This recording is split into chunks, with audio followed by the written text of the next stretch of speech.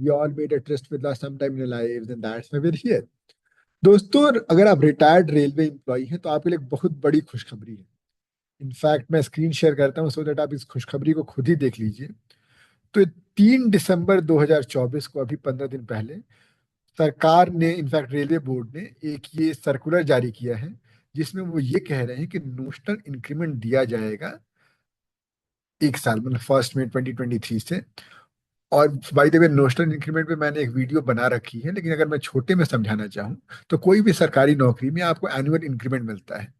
लेकिन जब आप रिटायर हो जाते हैं, लेकिन आपने पिछले इंक्रीमेंट के बाद आपने 1 साल काम किया है, तो उसका क्या होगा? तो इसलिए वो एक इंक्रीमेंट दिया जाता है, लेकिन उसको नोशनल इंक्रीमेंट कहते हैं। But that is very important. क्यों? क्योंकि आपकी लास्ट पेड सैलरी उससे डिटरमिन होती है, और जो लास्ट पेड सैलरी होगी उसी के बेसिस पे आपको पेंशन मिलता है। तो इसलिए वो इंक्रीमेंट के लिए बहुत सारे केसेस होते हैं, और रेलवे के केसेस सबसे ज्यादा होते हैं रेलवे के अगेंस्ट, क्योंकि इसके नंबर ऑफ एम्प्लॉय सबसे ज्यादा है। तो हुआ ये था दोस्तों कि कोर्ट ने केपीटीसीएल केस में कहा था कि भाई नोशनल इंक्रीमेंट मिलना चाहिए। सरकार उसके अपील में चली गई है, और इनफैक्ट उसमें अपील इस बात पे हुआ है कि थर्ड पार्टीज के लिए क्या होगा। जैसे वो केस तो कर्नाटका ट्रांसपोर्ट से रिलेटेड था, लेकिन बाकी जैसे रेलवे के हो गए, यूपीएससी के हो गए, सीएसआईआर के हो गए, उसमें क्या होगा। तो ये केस अभी चल रहा है।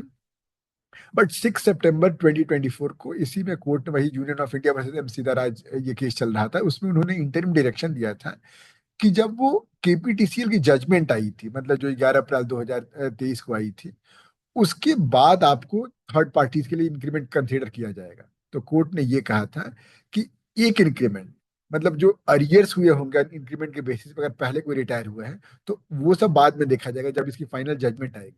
लेकिन एक इंटरिम ऑर्डर आया था कि आप एक इंक्रीमेंट इसका दे ही दीजिए। तो हमने, और इसके बेसिस पे 14 अक्टूबर को डीओपीटी, जो कि नोडल मिनिस्ट्री होती है इन सब पेंशन वेंशन मैटर्स के लिए, तो उसने भी अपना एक सर्कुलर निकाला था जिसमें उसने उसी इंटरिम, ये 14 अक्टूबर की सर्कुलर है डीओपीटी का, जिसमें उसने वो इंटरिम डायरेक्शन को कोट किया है। ये इंटरिम डायरेक्शन कोट की, ये वाली कोट हुई है 6 सितंबर वाली। तो दोस्तों, हमने इस बीच क्या किया, हमने एक केस किया था योगेश्वर प्रसाद वर्मा वर्सेस रेलवे बोर्ड। ये रेलवे में काम करते थे, और इनका मैंने केस किया 25 अक्टूबर को। केस किया, फाइलिंग डेट 21 अक्टूबर थी, 25 अक्टूबर को सुना गया। और उसमें कोर्ट ने एडमिट कर लिया, नोटिस इशू हो गई।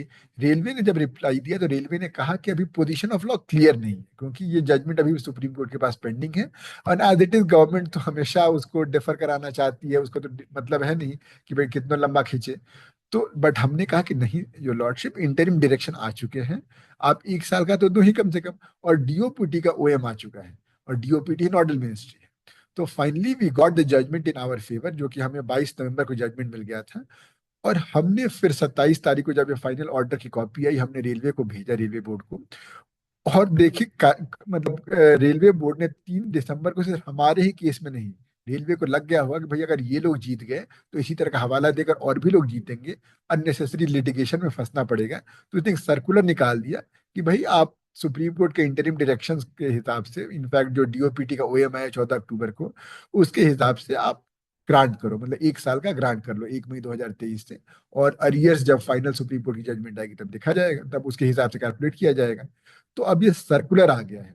इसका मतलब क्या, कि आप इस सर्कुलर को आप अच्छे से नोट कर लीजिए। 3 दिसंबर की सर्कुलर है, इसका ये नंबर भी नोट कर लीजिए। इसका हवाला देते हुए, अगर आपको नोशनल इंक्रीमेंट नहीं मिला है तो आप एक रिप्रेजेंटेशन दीजिए रेलवे बोर्ड को, और मोस्ट लाइकली आपको वो मिल जाएगा। और आप एक टाइम बाउंड कर दीजिए, और अगर नहीं मिले तो आप कैट में बस एक, अब तो केस लड़ना नहीं है, क्योंकि अब तो रेलवे बोर्ड का ओएम आ गया है। तो आपको बस एक हियरिंग में ही, जैसे ही आप केस में डालेंगे वैसे ही उसका बिना नोटिस इश्यू इशू हुए ही आपको फेवरेबल ऑर्डर एक हियरिंग में ही मिल जाएगा। तो ये आपके लिए बहुत अच्छी खुशखबरी है। एंड आई होप आपको ये वीडियो आपके फायदेमंद, आपके काम की होगी। कोई दिक्कत, कोई परेशानी कमेंट सेक्शन में बताइएगा। कुछ भी आपको पूछना है, मैं हूँ, चैट बॉक्स में आप इनफैक्ट कमेंट में लिख सकते हैं। और मिलते हैं अगले वीडियो में किसी नए इन्फॉर्मेशन के साथ। Till then, bye bye and enjoy your trust with law.